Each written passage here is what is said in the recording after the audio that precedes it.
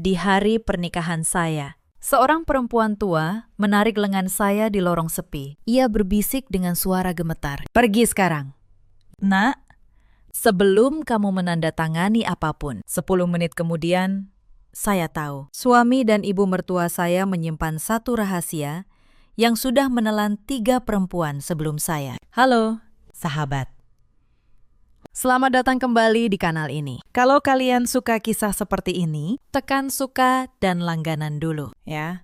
Tulis kota kalian di kolom komentar. Sekarang, mari kita mulai. Nama saya Santika Pradana. Orang memanggil saya Santi. Usia saya 29 tahun. Saya bekerja sebagai notaris dan konsultan pajak di kawasan Menteng, Jakarta. Sudah 5 tahun, saya membuka kantor sendiri. Pekerjaan saya membaca yang tak tertulis di balik sebuah dokumen. Ayah saya, Pak Dharma, dulu seorang pengacara senior. Beliau membesarkan saya sendirian sejak ibu meninggal. Sejak saya kecil, beliau mengajari satu hal. Jangan pernah menandatangani apapun yang belum kamu baca sampai titik terakhir. Saya pikir pelajaran itu hanya soal pekerjaan. Ternyata pelajaran itu yang menyelamatkan hidup saya. Hari itu hujan gerimis turun di kawasan Menteng. Hotel bintang 5 itu dihias seperti istana. Lampu kristal menggantung di langit-langit. Karangan bunga memenuhi setiap sudut. Saya berdiri di depan cermin, mengenakan kebaya pengantin adat Sunda. Saya merasa menjadi perempuan paling beruntung di dunia. Hari itu, saya resmi menjadi istri Revin. Revin bukan hanya tampan dan mapan. Ia berasal dari keluarga yang tampak sangat menyayangi saya, terutama ibunya, Bu Linda. Sejak awal perkenalan, perempuan parubaya itu memperlakukan saya seperti anak kandungnya sendiri. Bahkan konsep pesta semewah ini sebagian besar diatur olehnya. Katanya, ia ingin menantunya tampil paling bersinar. Akad baru saja selesai. Suara sah dari para saksi masih terngiang merdu di telinga saya. Saya menoleh ke pelaminan. Revin sedang berbincang akrab dengan ayah saya. 2 lelaki yang paling saya cintai. Hati saya hangat melihatnya. Revin menoleh. Ia bertanya lembut, "Mau kemana, sayang?" Saya menjawab, "Manja, ke toilet sebentar, mau merapikan riasan." Ia merapikan sedikit kebaya saya, katanya. "Jangan lama-lama, sesi foto keluarga sebentar lagi." Saya mengangguk. Saya menuruni panggung. Gaun ekor panjang saya menyapu lantai marmer. Saya melewati lorong samping menuju ruang rias khusus. Berbeda dengan ballroom yang riuh. Lorong ini sunyi, dingin. Karpet merah marun meredam langkah kaki saya. Entah kenapa, bulu kuduk saya meremang. Rasa bahagia tadi mendadak rusak oleh kesunyian yang ganjil. Namun, saya menepis perasaan itu. Saya pikir ini hanya gugup saat saya berbelok di tikungan dekat area catering. Seorang perempuan tua berseragam pelayan berjalan tergesa dari arah berlawanan. Ia membawa nampan kosong. Kepalanya tertunduk. Jalannya sedikit pincang. Saya menepi untuk memberi jalan. Namun perempuan itu seolah sengaja menabrak bahu saya cukup keras. Saya hampir terjatuh. Nampannya jatuh ke lantai, berdenting nyaring. Saya bukannya marah. Saya membungkuk untuk membantunya. "Ibu tidak apa-apa?" tanya saya. Tiba-tiba, tangan perempuan tua itu mencengkeram lengan saya. Kuat, dingin. Saya meringis. Ia mengangkat wajahnya sedikit. Matanya tidak memancarkan penyesalan, melainkan ketakutan yang luar biasa. Ia menarik saya mendekat. Ia berbisik serak, tepat di telinga saya. "Pergi sekarang, Nak.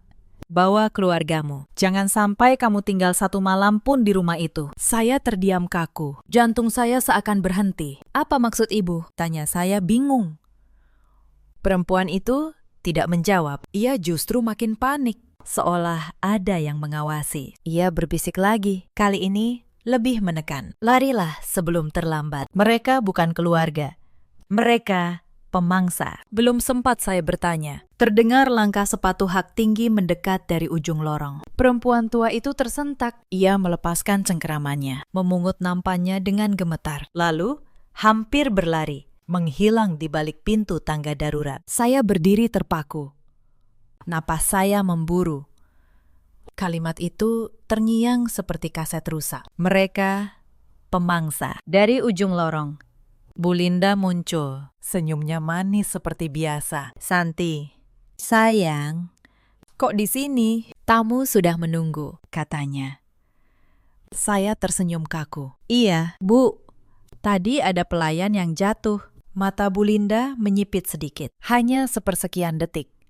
Lalu, ia tersenyum lagi. Pelayan ceroboh. Nanti Ibu tegur. Ayo, kembali ke pelaminan. Ia menggandeng tangan saya. Genggamannya hangat. Tapi entah kenapa, untuk pertama kalinya, saya merasa genggaman itu seperti borgol. Saya kembali ke pelaminan. Saya tersenyum untuk kamera. Tapi di dalam kepala saya, satu pertanyaan terus berputar. Siapa perempuan tua tadi? Dan kenapa ia begitu takut? Saat itu saya belum tahu. Pernikahan yang tampak seperti dongeng ini sebenarnya adalah jebakan yang dirancang bertahun-tahun. Dan satu-satunya alasan saya selamat adalah karena saya seorang notaris yang tidak pernah menandatangani apapun tanpa membacanya. Mari saya ceritakan dari awal. Saya mengenal Revin 2 tahun lalu di sebuah seminar perpajakan. Ia mengaku sebagai pengusaha properti. Sopan, sabar, selalu mendengarkan.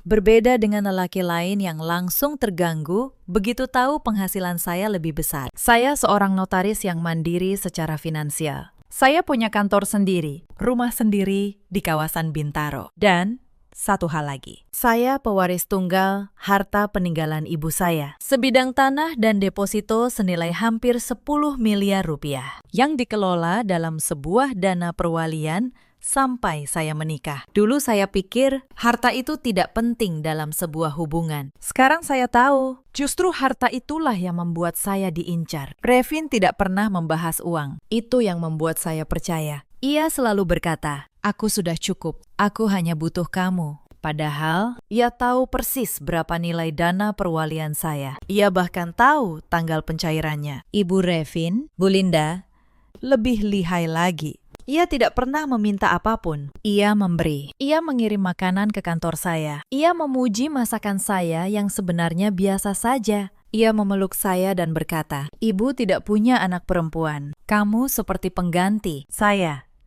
yang tumbuh tanpa ibu." Langsung luluh.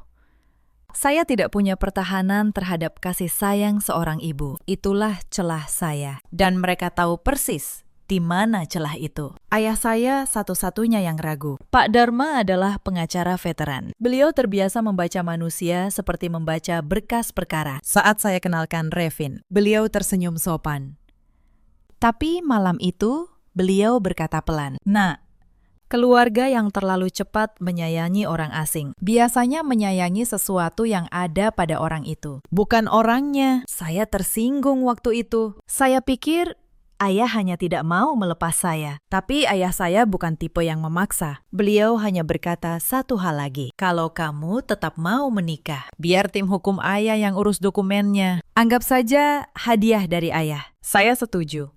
Sekedar untuk menyenangkannya. Saya tidak tahu, persetujuan kecil itu kelak menjadi tameng yang menyelamatkan nyawa saya. 3 bulan sebelum pernikahan, retakan pertama muncul. Tapi waktu itu, saya menutup mata. Suatu sore, Bu Linda mengajak saya minum teh di rumahnya. Rumah keluarga Revin ada di kawasan Pondok Indah. Besar, megah. Tapi entah kenapa terasa dingin, seperti museum yang indah, namun tak berpenghuni jiwa. Di ruang tamu, Bu Linda menggenggam tangan saya. "Santi, Ibu mau bicara dari hati ke hati," katanya manis. "Setelah menikah nanti, kalian tinggal di sini saja. Rumah ini terlalu besar untuk ibu sendiri." Saya tersenyum. "Terima kasih, Bu. Tapi saya sudah punya rumah di Bintaro." Senyum Bu Linda tidak goyah. "Rumah Bintaro itu kecil, sayang. Lagi pula, sebagai istri, sudah selayaknya kamu ikut suami." "Oh iya, Ibu sedang merintis usaha keluarga. Bisnis properti akan jauh lebih baik kalau aset kalian disatukan dalam satu nama, biar pengelolaannya rapi. Keluarga itu harus saling percaya, kan?" Di situ, naluri saya bergerak. Sebagai notaris, saya tahu satu hal. Saat seseorang menyebut kata percaya, untuk meminta tanda tangan. Justru disitulah kepercayaan paling rentan disalahgunakan. Saya menjawab, hati-hati soal aset. Nanti saja kita bicarakan. Bu, setelah menikah, wajah Bu Linda sekejap mengeras. Hanya sekejap. Lalu, ia tertawa kecil. Tentu. Ibu cuma mau yang terbaik untuk kalian. Tapi, saya melihatnya, kilatan di matanya. Bukan kasih sayang, melainkan perhitungan. Malam itu, saya pulang dengan perasaan tak nyaman. Saya mencoba menghubungi Revin. Saya bilang, ibunya menyinggung soal menyatukan aset. Revin tertawa di telepon. Ibu memang begitu. Suka praktis. Jangan dipikirkan. Sayang, aset kamu, ya tetap punya kamu. Saya percaya. Saya ingin percaya. Tapi malam itu, saya sulit tidur. Saya menulis ulang setiap kejadian kecil di buku catatan saya. Ajakan menyatukan aset. Pertanyaan tentang dana perwalian. Tatapan dingin Bu Linda yang muncul sekejap. Saat saya menuliskannya berurutan, polanya mulai terlihat. Mereka tidak pernah meminta secara langsung. Mereka selalu membungkus permintaan itu dengan kata keluarga, percaya, dan sayang. Keesokan harinya, saya mencoba membicarakannya lagi dengan Revin. Saya berkata, sayang, aku merasa ibumu agak terlalu fokus soal harta. Aku jadi tidak nyaman. Reaksi Revin membuat saya terkejut. Wajahnya berubah. Kamu jangan suka berpikir negatif tentang ibuku, Santi, katanya. Nadanya tajam.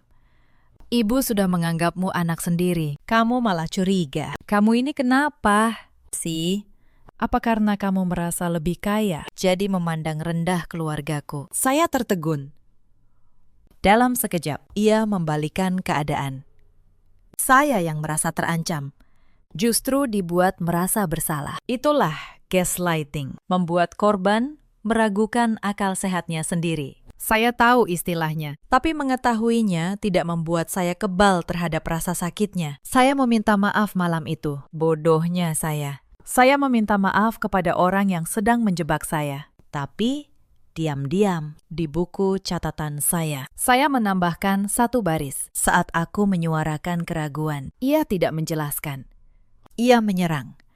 Orang yang bersih tidak perlu menyerang. Sejak itu, saya berhenti membicarakan kecurigaan saya dengan Revin. Saya menyimpannya. Saya mengamati. Saya mencatat.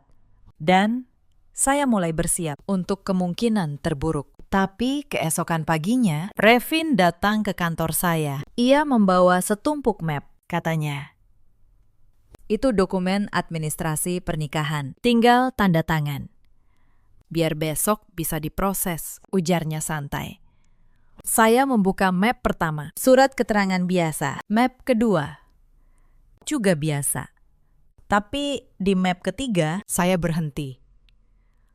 Itu bukan dokumen pernikahan. Itu surat kuasa. Surat kuasa yang memberikan Revin hak penuh untuk mengelola seluruh rekening dan aset saya. Jantung saya berdebar, tapi wajah saya tetap tenang. Bertahun-tahun jadi notaris mengajari saya satu hal. Jangan pernah tunjukkan kalau kamu sudah mengerti permainannya. Saya tersenyum dan berkata, sayang, ini surat kuasa pengelolaan aset, bukan dokumen nikah. Kok bisa terselip ya?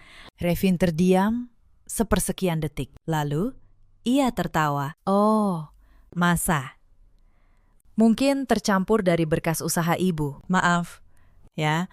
Itu nanti saja. Ia mengambil map ketiga itu. Tapi saya melihat jarinya sedikit gemetar. Dan saya tahu, itu bukan kecelakaan. Itu uji coba. Mereka sedang menguji seberapa teliti saya membaca. Sejak hari itu, saya mulai menyimpan setiap dokumen yang mereka berikan. Saya memotret, saya mencatat tanggal. Saya tidak tahu untuk apa. Naluri saja. Naluri seorang notaris yang sudah terlalu sering melihat orang kehilangan segalanya hanya karena satu tanda tangan ceroboh. Saya juga mulai memperhatikan Dinda, adik perempuan Revin. Usianya 30 tahun. Cantik. Ramah di permukaan. Tapi matanya selalu menghitung. Dinda yang paling sering datang membawa berkas. Dinda yang selalu berkata, Mbak, ini tinggal teken aja, gak usah dibaca. Kan udah kekeluargaan. Kalimat itu nggak usah dibaca. Itulah kalimat yang membuat ribuan orang kehilangan rumahnya. Saya tahu, karena saya sudah melihat akibatnya di kantor saya ratusan kali. Saya mulai curiga, tapi saya belum punya bukti dan saya masih mencintai Revin. Atau setidaknya, saya mencintai gambaran Revin yang ia tunjukkan pada saya. Lalu, 2 minggu sebelum pernikahan, saya menemukan sesuatu yang membuat darah saya membeku. Sebagai notaris, saya punya akses untuk memeriksa legalitas sebuah badan usaha. Saya penasaran dengan bisnis properti keluarga yang sering disebut Bu Linda. Maka, diam-diam saya menelusurinya. Hasilnya membuat saya terduduk. Perusahaan itu memang ada di atas kertas, tapi tidak punya satupun proyek nyata. Tidak punya aset. Yang ada hanya daftar panjang transaksi masuk dan keluar. Uang masuk dari rekening pribadi beberapa perempuan. Lalu menghilang. Saya mencatat nama-nama itu. 3 nama perempuan dan 1 nama membuat saya tertegun. Tatiana. Perempuan bernama Tatiana pernah mentransfer 2 miliar rupiah ke perusahaan itu. Lalu, dalam laporan berikutnya, rekeningnya kosong, 0. Siapa Tatiana? Saya tidak tahu. Tapi nama itu menempel di kepala saya. Malam itu, saya hampir membatalkan pernikahan. Tapi saya ragu. Bagaimana kalau saya salah? Bagaimana kalau itu hanya bisnis yang gagal? Cinta membuat saya menemukan 1000 alasan untuk membela orang yang seharusnya saya curigai. Saya memutuskan satu hal. Saya tidak akan membatalkan pernikahan. Tapi saya akan melindungi diri. Saya menelpon ayah saya. Saya bilang, ya, soal tim hukum yang ayah tawarkan dulu. Saya terima. Tolong urus dokumennya. Dan ya, buat seteliti mungkin. Ayah saya diam sebentar di ujung telepon. Lalu beliau berkata pelan, akhirnya kamu mendengarkan ayah. Tenang, ayah akan siapkan tameng yang tidak mereka lihat datang. Saya tidak tahu apa maksudnya, tapi saya percaya pada ayah saya. Itu keputusan terbaik dalam hidup saya. Hari-hari menjelang pernikahan, tekanan semakin terasa. Suatu malam, Revin pulang dengan wajah murung. Ia memeluk saya dan berkata lirih, sayang, aku malu bilang ini. Usaha keluargaku sedang kesulitan. Ada utang yang harus dibayar minggu ini. Aku butuh bantuanmu. Cuma sementara. Saya bertanya, berapa? Ia menyebut angka 500 juta rupiah. Ia bilang, kamu kan punya rumah di Bintaro. Bisa dijaminkan dulu. Setelah usaha pulih, langsung aku kembalikan. Di situ, topengnya mulai retak. Lelaki yang dulu berkata, aku sudah cukup. Kini meminta saya menggadaikan rumah saya. Tapi saya tidak melawan. Saya hanya berkata lembut. Aku bantu pikirkan. Ya, sayang. Saya tidak mengiyakan. Saya juga tidak menolak. Saya menggantungnya. Karena saya tahu selama saya belum menandatangani apapun, saya masih aman. Revin tersenyum lega. Ia pikir saya sudah luluh. Padahal saya sedang mengamati seberapa jauh ia berani melangkah. Beberapa hari kemudian, giliran Bu Linda yang datang. Kali ini ia membawa kotak beludru. Di dalamnya perhiasan emas. Santi, ini untuk seserahan, katanya manis. Oh iya, ibu dengar kamu mewarisi emas batangan dari almarhumah ibumu, ya? Bagaimana kalau kita satukan untuk modal usaha keluarga? Hitung-hitung investasi. Nanti untungnya buat kalian juga. Emas peninggalan ibu saya. Satu-satunya benda yang masih menyimpan aroma tangan ibu saya. Dan perempuan ini memintanya dengan senyum. Seolah meminta sepiring kue. Saya menahan napas. Saya menjawab, itu peninggalan ibu saya, Bu. Saya simpan untuk kenangan. Wajah Bu Linda berubah. Senyumnya hilang. Kenangan tidak bisa dimakan. Santi, katanya dingin. Di keluarga ini, kita berbagi. Atau kamu pikir kamu lebih tinggi dari kami? Itu pertama kalinya ia menunjukkan wajah aslinya. Saya hanya tersenyum dan diam. Tapi malam itu, saya memindahkan emas ibu saya ke brankas bank, jauh dari jangkauan siapapun. Esoknya, Dinda menelepon. Nada bicaranya sudah berbeda, tajam. Mbak Santi, ibu kecewa. Loh, Mbak kok hitung-hitungan banget sama keluarga sendiri? Kita ini mau jadi satu keluarga. Masa harta aja diributin? Saya menjawab, tenang. Dinda, saya hanya menjaga apa yang dititipkan ibu saya. Itu bukan hitung-hitungan, itu tanggung jawab. Dinda mendengus. Ya udah. Nanti Mbak nyesel sendiri. Lalu ia menutup telepon. Ancaman itu samar, tapi saya menangkapnya. Mereka mulai tidak sabar. Dan orang yang tidak sabar Biasanya akan ceroboh. Beberapa hari kemudian, saya diundang ke acara arisan keluarga besar Revin. Saya datang dengan niat baik. Tapi, acara itu ternyata jebakan kecil yang lain. Di tengah para tante dan Om Revin, Bu Linda tiba-tiba berkata lantang, "Santi ini calon menantu ibu yang istimewa." Loh, sayang, agak perhitungan orangnya. Ibu sampai heran.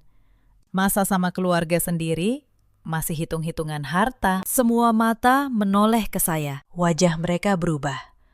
Tadinya ramah, kini menghakimi. Seorang tante berbisik cukup keras. Aduh, zaman sekarang menantu kok matre? Ya, saya merasa wajah saya memanas. Inilah cara mereka. Mempermalukan saya di depan banyak orang, agar saya merasa bersalah. Agar saya, demi menjaga nama baik, akhirnya menyerahkan apapun yang mereka minta. Itu taktik tekanan sosial, klasik, dan saya tahu persis cara kerjanya. Saya tidak membantah. Saya hanya tersenyum dan berkata tenang, "Ibu benar.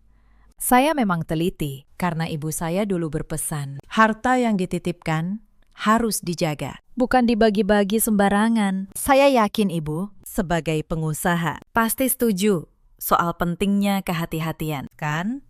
Bu Linda terdiam.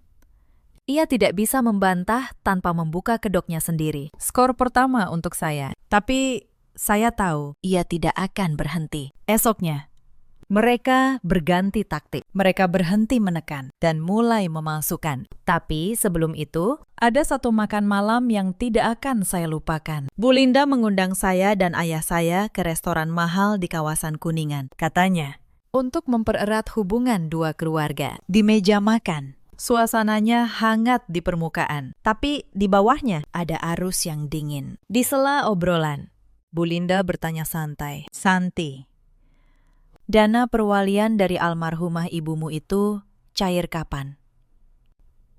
Ya, setelah akad, kan? Saya merasakan ayah saya menegang di samping saya. Saya menjawab, "Temang, iya.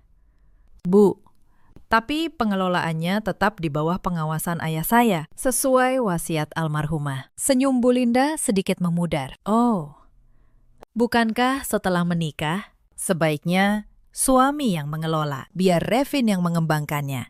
Ayah saya meletakkan sendoknya dengan tenang, dengan wibawa seorang pengacara. Beliau berkata, "Bu Linda, dana itu diatur oleh sebuah perjanjian perwalian yang sangat ketat. Tidak bisa dipindah tangankan begitu saja. Bahkan oleh suami sekalipun. Itu untuk melindungi Santi, saya yakin.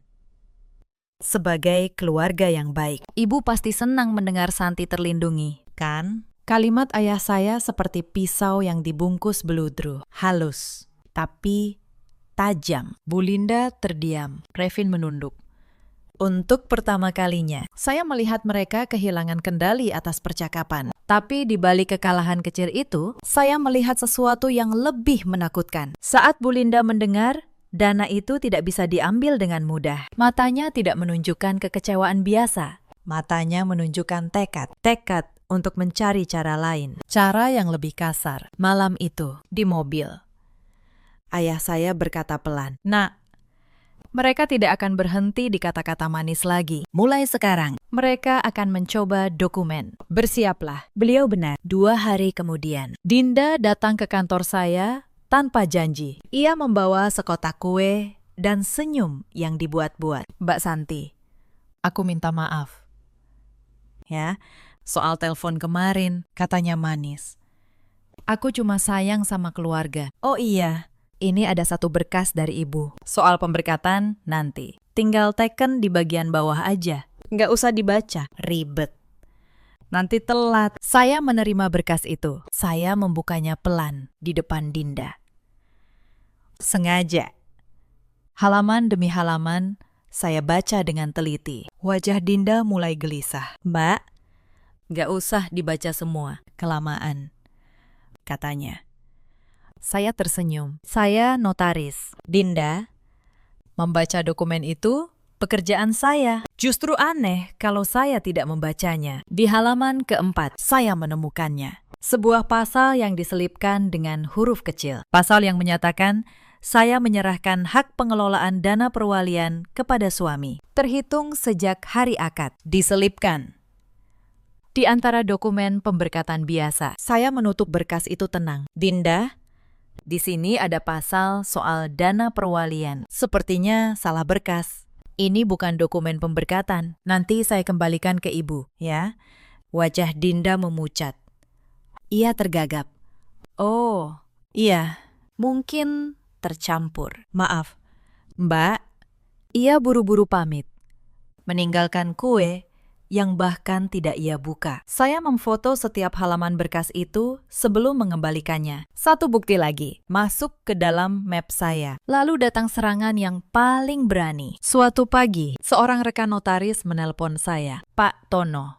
Suaranya bingung. Santi, ada orang membawa surat kuasa atas namamu. Katanya kamu memberi wewenang menjual sebidang tanah warisan ibumu. Tanda tanganmu ada di situ. Tapi aku ragu, makanya aku telepon kamu dulu. Darah saya membeku. Saya tidak pernah menandatangani surat apapun. Pak Tono, jangan diproses. Itu palsu. Tolong simpan dokumennya. Saya butuh itu sebagai bukti. Pak Tono mengirim foto dokumen itu. Saya membukanya. Dan jantung saya berdebar. Tanda tangan itu mirip sekali dengan tanda tangan saya. Tapi bukan saya yang membuatnya. Mereka sudah berani memasukkan tanda tangan saya. Bahkan sebelum kami menikah. Saya sadar. Situasi ini jauh lebih berbahaya dari yang saya kira. Ini bukan sekadar mertua yang serakah. Ini sindikat. Sindikat yang sudah lama beroperasi. Dan saya target berikutnya yang nilainya paling besar. Saya menyimpan dokumen palsu itu baik-baik. Dalam hukum, satu dokumen palsu yang gagal bisa menjadi bukti niat jahat yang sempurna. Mereka sedang membangun kasus melawan diri mereka sendiri tanpa sadar. Dan saya diam-diam mengumpulkan setiap kepingnya. Saya juga meminta tim hukum ayah saya menelusuri aliran dana perusahaan properti itu lebih dalam. Hasilnya adalah jejak audit yang menghancurkan. Setiap perempuan yang menikah dengan Revin mengalami pola yang sama. Aset disatukan, lalu dipindahkan ke rekening atas nama Bu Linda dalam hitungan minggu. 3 perempuan, 3 kali pola yang sama persis. Itu bukan kebetulan, itu cetak biru kejahatan. Saya menyimpan rekening koran itu. Saya menyimpan jejak transfernya. Saya menyimpan setiap dokumen palsu. Semua tersusun rapi dalam satu map yang saya titipkan di brankas kantor ayah saya. Map itu kelak menjadi senjata yang menjatuhkan mereka. Kecerobohan terbesar mereka datang seminggu sebelum pernikahan. Saya datang ke rumah Pondok Indah untuk membahas acara. Pintu ruang kerja Revin sedikit terbuka. Saya mendengar suaranya berbicara dengan Bu Linda. Saya berhenti. Saya tidak menguping. Tapi saya mendengar, "Bu, Santi ini beda dari yang lain," kata Revin pelan. Dia teliti, dia notaris. Susah dikadali. Bu Linda menjawab tenang. Justru itu serunya. Yang lain terlalu mudah. Si Tatiana saja butuh 3 bulan. Santi ini hartanya paling besar. 10 miliar. Revin. 10. Setelah akad. Dana perwaliannya cair. Begitu cair. Kita gerak cepat. Surat penyerahan aset sudah ibu siapkan. Tinggal cari momen dia lengah. Lalu suruh teken di antara berkas pesta. Dia tidak akan sempat baca. Saya berdiri membeku di balik pintu. Nama itu lagi, Tatiana. Dan kini, saya tahu segalanya. Saya bukan menantu. Saya target. Saya mangsa. Persis seperti kata perempuan tua di mimpi buruk saya nanti. Saya ingin lari saat itu juga. Tapi saya menahan diri karena Saya sadar kalau saya kabur sekarang. Saya hanya menyelamatkan diri sendiri. Mereka akan mencari korban berikutnya. Dan saya, sebagai orang hukum, tidak bisa membiarkan itu. Saya mundur perlahan. Saya keluar tanpa suara. Di dalam mobil, tangan saya gemetar, tapi kepala saya dingin. Saya menelpon ayah saya. Saya ceritakan semuanya. Ayah saya mendengarkan tanpa memotong. Lalu beliau berkata dengan suara yang membuat saya tenang. "Nak, dengarkan ayah. Jangan batalkan pernikahan. Jangan tunjukkan kamu tahu. Biarkan mereka merasa menang. Karena tameng yang ayah pasang baru bekerja, kalau mereka benar-benar melakukan kejahatannya di depan saksi, kita tidak akan membela diri. Kita akan membiarkan mereka menjatuhkan diri mereka sendiri." Saya bertanya, "Tameng apa?" "Ya," ayah saya hanya berkata, "Kamu akan tahu saat waktunya tiba. Yang perlu kamu lakukan hanya satu. Jangan tanda tangani apapun yang mereka sodorkan. Apapun, sampai ayah memberi tanda." Lalu beliau menambahkan, "Satu hal yang membuat bulu kuduk saya berdiri. Dan, nak, satu lagi.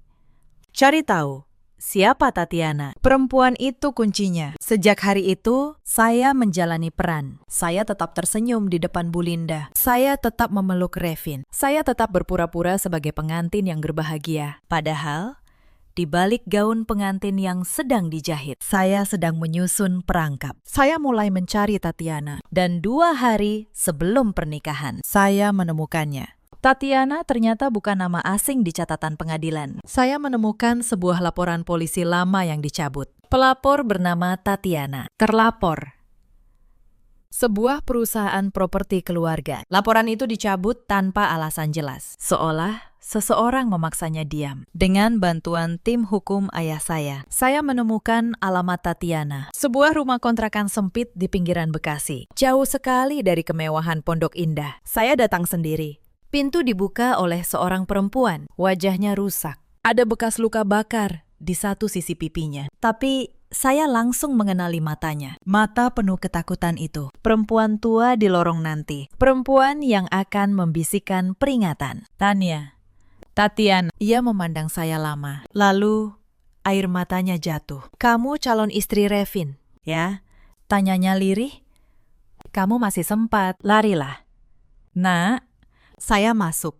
Kami bicara berjam-jam, dan kisahnya membuat hati saya hancur. Tatiana dulu juga seorang perempuan mapan, pemilik butik. Ia menikah dengan Revin 5 tahun lalu.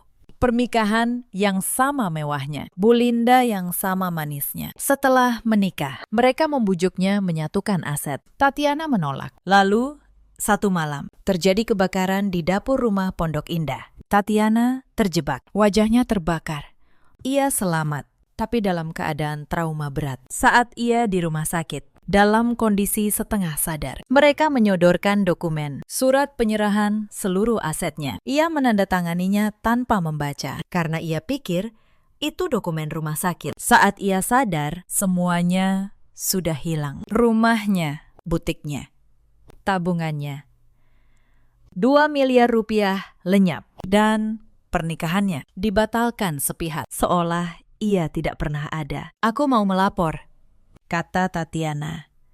"Tapi mereka mengancam." Mereka bilang, "Kalau aku bicara, keluargaku yang akan kena. Aku tidak punya bukti." Tanda tanganku ada di surat itu, di mata hukum. Aku menyerahkannya secara sukarela. Ia menangis. Aku menandatanganinya. "Nak, itu kesalahanku. Aku tidak membaca." Tatiana menunjukkan saya sebuah album foto lama. Foto pernikahannya. Ia begitu cantik dulu, berseri, persis seperti saya beberapa minggu lalu. Di foto lain, ada Bu Linda memeluknya dengan senyum yang sama manisnya. Senyum yang saya kenal betul. "Aku menyimpan ini untuk mengingatkan diriku," kata Tatiana lirih, "bahwa monster pun bisa tersenyum seperti malaikat. Aku terlalu lama tidak punya keluarga." Nah, jadi saat mereka bilang menyayangiku, aku menelannya bulat-bulat. "Sama sepertimu, kan?" Kata-katanya menusuk karena ia benar. Kami berdua perempuan yang lapar akan kasih sayang, dan kelaparan itulah yang dimanfaatkan mereka. "Kenapa ibu tidak pergi dari Jakarta saja?" tanya saya. Kenapa ibu masih di sini? Tatiana menatap saya. Karena aku tahu mereka akan mencari korban berikutnya. Aku tidak bisa menghentikan mereka sendirian. Aku hancur, miskin. Tidak punya bukti. Tapi aku berjanji pada diriku, kalau suatu hari ada perempuan lain yang cukup kuat untuk melawan, aku akan membantunya, apapun risikonya. Ia menggenggam tangan saya, dan sepertinya perempuan itu kamu. Saya menggenggam tangannya, dan di saat itu semua keraguan saya lenyap. Saya tahu apa yang harus saya lakukan. Bu Tatiana, kata saya. Kali ini berbeda. Saya seorang notaris. Saya tidak akan menandatangani apapun tanpa membaca. Dan saya butuh bantuan ibu. Maukah ibu menjadi saksi? Tatiana menatap saya. Untuk pertama kalinya, ada sesuatu selain ketakutan di matanya. Harapan. Malam itu, rencana tersusun. Ayah saya, tim hukumnya, dan diam-diam pihak kepolisian sudah mengetahui semuanya. Tatiana bersedia menjadi saksi, tapi kami butuh satu hal terakhir. Kami butuh mereka melakukan kejahatan itu lagi, di depan saksi, di depan kamera. Kami butuh mereka menyodorkan surat penyerahan aset itu di hari pernikahan saya. Dan saya akan menjadi umpannya. Itulah kenapa saya tetap melangkah ke pelaminan. Itulah kenapa saat perempuan tua berbisik di lorong, saya hanya pura-pura bingung. Tatiana menyelinap masuk sebagai pelayan catering untuk satu hal. Memastikan saya tidak goyah dan untuk memberi sinyal kapan mereka akan bergerak. Pesta berlanjut. Saya kembali ke panggung. Saya tersenyum. Saya menyalami tamu. Tapi setiap detik saya menunggu. Tidak lama. Di sela acara, Bulinda mendekat. Senyumnya begitu manis hingga menjijikan. Santi, sayang, bisiknya. Ada satu dokumen kecil soal pembagian seserahan sebagai formalitas keluarga. Nanti di sesi penyerahan tanda kasih, kamu tanda tangani ya. Di depan semua tamu. Biar resmi di depan semua tamu. Mereka begitu yakin akan menang. Hingga mereka ingin melakukannya secara terbuka. Sebagai pertunjukan. Kesombongan mereka akan menjadi kuburan mereka. Saya mengangguk manis. Tentu. Bu, di pelaminan. Ayah saya naik untuk sesi foto. Pak Dharma dengan beskap hitamnya. Berjalan tegap. Saat beliau memeluk saya berbisik sangat pelan. Ya, mereka akan menyuruh saya teken sebentar lagi. Di depan tamu, ayah saya membalas pelukan saya. Beliau berbisik, bagus, biarkan. Saat kamu memegang pena, jangan tanda tangani. Tumpahkan minuman ke dokumen itu. Pura-pura ceroboh. Sisanya, biar ayah dan hukum yang bicara. Saya tidak mengerti maksudnya saat itu, tapi saya percaya. Lalu MC mengumumkan sesi penyerahan tanda kasih keluarga. Tepuk tangan menggema. Dinda muncul membawa map merah di atas nampan perak. Senyumnya kemenangan. Revin berdiri di samping saya. Tangannya melingkar erat di pinggang saya. Erat. Posesif. Menyakitkan. Bulinda berdiri di tengah panggung. Mikrofon di tangan. Bapak, Ibu, para tamu sekalian, katanya berseri. Sebagai tanda bahwa menantu kami kini resmi menjadi bagian keluarga. Ia akan menandatangani surat ikatan keluarga ini. Sebuah simbol kepercayaan. Para tamu bertepuk. Mereka tidak tahu. Surat itu adalah surat penyerahan seluruh aset saya. Dinda menyodorkan map merah. Revin menyerahkan pena emas. Bulinda menatap saya dengan mata berkilat. Silakan. Sayang. Tanda tangani. Saya membuka map. Mata saya menyapu cepat. Dan benar. Surat penyerahan hak atas seluruh harta benda. Termasuk dana perwalian 10 miliar kepada Revin dan keluarga. Lengkap dengan materai. Mereka bahkan sudah memalsukan beberapa detail. Menunggu tinggal tanda tangan saya. Tangan saya bergerak menuju kertas. Bulinda tersenyum penuh kemenangan. Revin menahan napas. Lalu dengan gerakan yang tampak ceroboh, siku saya menyenggol gelas jus di meja samping. Cairan merah tumpah, membasahi seluruh dokumen, melunturkan tintanya. Astaga, maaf, seru saya. pura-pura panik. Wajah Bu Linda berubah pucat. Dinda tersentak. Revin mencengkeram lengan saya, berbisik tajam.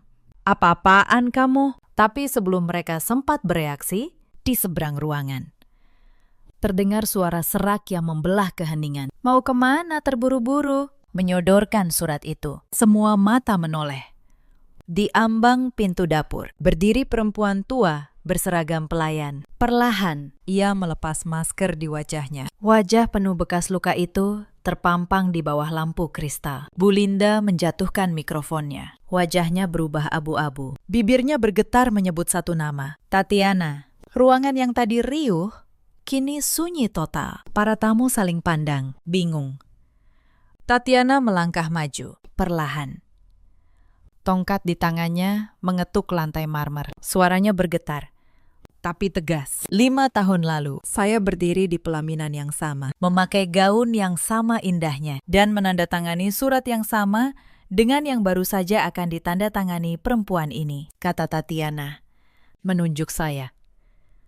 Mereka mengambil segalanya dari saya, rumah saya, usaha saya, wajah saya. Lalu mereka membuang saya seperti sampah. Gemuruh bisik-bisik memenuhi ruangan. Bu Linda buru-buru meraih mikrofon yang jatuh. Jangan dengarkan dia. Perempuan ini gila. Pengemis yang dendam, teriaknya. Tapi suaranya tenggelam. Karena saat itu ayah saya melangkah ke tengah panggung. Pak Dharma dengan wibawa seorang pengacara veteran. Beliau mengambil mikrofon dari tangan saya dengan tenang. Nama saya Dharma Pradana, pengacara dan ayah dari pengantin perempuan, kata beliau. Suaranya menggema. Izinkan saya menjelaskan satu hal kepada para tamu yang terhormat. Beliau menoleh ke arah Bu Linda dan Revin. Pagi tadi, saat akad nikah, kalian menandatangani sebuah perjanjian. Perjanjian yang diselipkan tim hukum saya di antara tumpukan berkas administrasi. Kalian menandatanganinya tanpa membaca. Karena kalian terlalu sombong, terlalu serakah. Kalian pikir hanya kalian yang pandai menyodorkan kertas untuk ditandatangani orang yang lengah. Wajah Revin memucat. Perjanjian apa? Tanyanya parau. Saya melangkah maju.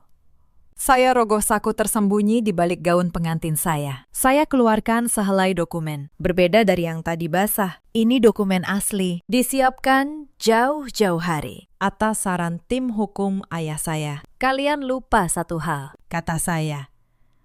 Suara saya dingin dan tenang. Saya seorang notaris. Dan ayah saya seorang pengacara. Kalian mengincar perempuan yang salah. Saya membuka dokumen itu. Saya membacanya lantang. Agar setiap tamu mendengar. Pasal 18.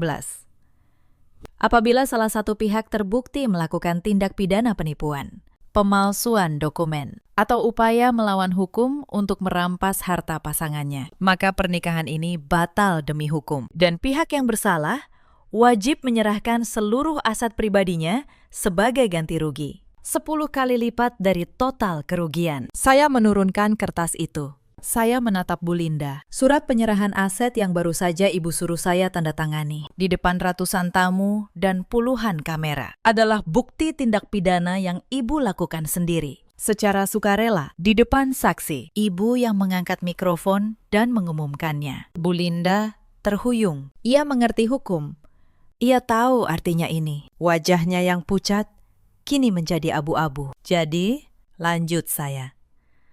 Rumah mewah di Pondok Indah, koleksi mobil Revin, dan sisa uang haram di rekening kalian. Mulai detik ini, secara hukum sedang dalam proses penyitaan sebagai ganti rugi untuk saya dan untuk Bu Tatiana dan untuk semua perempuan yang kalian hancurkan. Tidak, bisik Revin. Tidak mungkin. Kamu menjebak kami. Saya menatapnya lurus. Lelaki yang dulu berkata, aku hanya butuh kamu, bukan saya yang menjebak. Revin, kalian yang membangun jebakan itu sendiri bertahun-tahun. Saya hanya berdiri diam dan membiarkan kalian melangkah masuk. Saat itu, Revin kehilangan akal. Keputusasaan membuatnya nekat. Ia menyambar pisau pemotong kue panjang dari meja samping. Para tamu menjerit. Ayah saya bergerak, tapi jaraknya 2 langkah. Terlalu jauh. Mati kau, teriak Revin. mengayunkan pisau ke arah saya. Tapi saya tidak bergeming. Pelajaran bela diri bertahun-tahun dari ayah saya bukan sekedar hiasan. Saat pisau itu mengayun, saya menangkis pergelangan tangannya. Saya putar ke belakang punggungnya. Lalu saya tendang lipatan lututnya dengan tumit sepatu saya. Revin menjerit. Tubuhnya terbanting ke lantai. Wajahnya mencium karpet. Tepat di bawah kaki saya. Pisau itu terlempar jauh. Saya menunduk sedikit. Saya berbisik dingin. Sakit. Revin, tidak sesakit hati Tatiana dan perempuan-perempuan lain yang kalian buang. Melihat anaknya terkapar, Bu Linda mengambil kesempatan dalam kekacauan. Ia mengangkat gaunnya dan berlari menuju pintu dapur. Minggir! Minggir semua! Teriaknya histeris. Tapi langkahnya terhenti di ambang pintu. Sesosok tubuh menghalangi. Tatiana berdiri di sana, tenang, menatap perempuan yang telah menghancurkan hidupnya. Mau kemana? Mantan mertuaku sayang, tanya Tatiana pelan. Bu Linda mundur, punggungnya menabrak dinding. Kakinya gemetar melihat hantu masa lalunya berdiri nyata di hadapannya. Saat itu, pintu utama dan pintu samping terbuka. Polisi berseragam lengkap yang sejak tadi sudah disiagakan ayah saya menyerbu masuk. Mereka mengepung panggung. 2 petugas memborgol Revin yang masih mengerang di lantai. 2 petugas lain meringkus Bu Linda yang sudah pasrah di depan Tatiana. Saat Bu Linda digiring melewati saya, ia menatap saya dengan kebencian dan kebingungan. Kenapa? Desisnya. Kenapa kamu bisa tahu semuanya? Saya menatap lurus ke matanya. Karena keserakahan membuat ibu tuli. Ibu terlalu sibuk mendengar bunyi uang, sampai tidak mendengar bisikan hati nurani. Dan ibu meremehkan satu hal, kekuatan seorang perempuan yang tidak hanya melindungi dirinya, tapi juga perempuan-perempuan lain di belakangnya. Revin dan Bu Linda diseret keluar di bawah cemoohan para tamu. Dinda, yang mencoba kabur lewat samping, juga ditangkap. Kamera para wartawan yang entah sejak kapan hadir, menghujani mereka dengan kilatan blitz. Esok pagi, wajah mereka terpampang di halaman depan koran sebagai penipu pernikahan yang akhirnya tertangkap. Malam itu, di rumah Bintaro saya, suasananya berbeda. Untuk pertama kalinya sejak berbulan-bulan, saya bisa bernapas lega. Ayah saya datang. Beliau membawa 2 cangkir teh. Kami duduk di teras, dalam diam yang nyaman. Ayah tahu dari awal, ya? Tanya saya akhirnya. Pak Dharma tersenyum tipis. Ayah tidak tahu detailnya. Nak, ayah hanya tahu satu hal. Keluarga yang menyayangi hartamu lebih cepat daripada menyayangimu. Selalu akan menagih harganya suatu hari. Ayah hanya menyiapkan payung sebelum hujan benar-benar turun. Saya menggenggam cangkir teh saya. Saya hampir menandatanganinya. Ya, saya hampir percaya semuanya. Tapi kamu tidak, kata ayah saya. Karena ayah membesarkanmu dengan satu aturan. Aturan yang dulu kamu kira membosankan. Beliau menatap saya. Jangan pernah menandatangani apapun yang belum kamu baca sampai titik terakhir. Saya tersenyum. Air mata saya jatuh. Tapi kali ini bukan air mata sedih. Proses hukum berjalan beberapa bulan. Pasal 18 dalam perjanjian pranikah itu terbukti sah dan mengikat. Pernikahan saya dengan Revin dibatalkan demi hukum. Seluruh aset keluarga itu disita. Rumah Pondok Indah, mobil, dan rekening berisi uang hasil menipu para perempuan diserahkan sebagai ganti rugi. Saya tidak mengambil semuanya untuk diri saya. Sebagian besar saya kembalikan kepada para korban, kepada Tatiana. Saya kembalikan nilai yang dulu dirampas darinya, 2 miliar rupiah. Ditambah biaya pemulihan wajahnya. Kepada 2 perempuan lain yang namanya saya temukan, saya bantu menyusun gugatan. Bu Linda divonis penjara atas penipuan, pemalsuan dokumen, dan percobaan penganiayaan. Revin menyusul ibunya ke balik jeruji. Dinda, sang penyodor map, juga dihukum sebagai komplotan. Keluarga yang dulu tampak begitu megah di Pondok Indah, kini terpecah, miskin, dan dipermalukan. Tatiana, untuk pertama kalinya dalam 5 tahun, bisa tersenyum lepas. Ia membuka kembali butik kecil. Saya sering mampir ke sana. Kadang, kami hanya minum teh, tanpa banyak bicara. karena kami berdua mengerti ada luka yang tidak butuh kata, hanya butuh ditemani. Suatu sore, saya kembali ke kantor notaris saya di Menteng. Seorang klien muda datang, hendak menandatangani sebuah perjanjian usaha. Ia terburu-buru. Ia berkata, Bu, langsung teken saja. "Ya, saya percaya kok." Saya tersenyum. Saya menahan tangannya pelan. "Duduk dulu, Nak," kata saya. "Bacakan setiap pasal bersama saya." Karena kepercayaan yang sejati. Tidak pernah takut diperiksa. Klien itu tertegun. Lalu ia duduk. Dan kami membaca, baris demi baris. Itulah pekerjaan saya. Itulah yang ibu saya wariskan dan ayah saya ajarkan. Bukan sekedar membaca dokumen, tapi melindungi orang dari satu tanda tangan yang bisa menghancurkan seluruh hidup mereka. Cerita ini mengajarkan satu hal. Jangan pernah menukar harga dirimu dengan kasih sayang yang datang terlalu cepat dan terlalu manis. Dan jangan pernah menandatangani apapun demi cinta sekalipun, tanpa membacanya sampai akhir. Ada banyak perempuan di luar sana yang seperti saya dulu, tumbuh tanpa kasih sayang yang utuh, lalu begitu mudah luluh saat ada yang berpura-pura menyayangi. Kepada kalian, saya ingin berkata, kasih sayang yang tulus tidak pernah meminta aset kalian sebagai bukti cinta. Ada juga banyak suami seperti Revin di luar sana yang berkata, "Aku sudah cukup," padahal diam-diam menghitung warisan istrinya. Cinta mereka punya harga, dan